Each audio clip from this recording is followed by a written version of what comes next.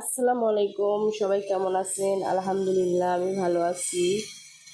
জানেন, একটা মানুষ তার হাসিটা খুব সহজে মানুষের সামনে উপস্থাপনা করতে পারে, কিন্তু তার মনের মধ্যে যে দুঃখ কষ্ট সেটা কিন্তু সহজে মানুষের সামনে উপস্থাপনা করতে পারে না। এটা মনে রাখবেন।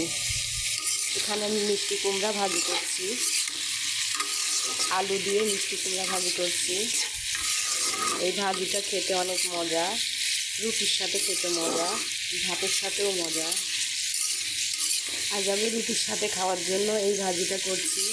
এই দেখুন, মিষ্টি কুমড়াটা আমি টুকরা টুকরা করে কেটে নিয়েছি, আলু নিয়ে দিয়েছি। এখানে কোনো হলুদ ব্যবহার করি নাই। ভাজিটা এখন নেড়েছে, আমি কিছুক্ষণের জন্য ঢাকনা দিয়ে ঢেকে রাখবো। ঢাকনা দিয়ে ঢেকে দিলাম, ফিরে আসবো 5 মিনিট পর।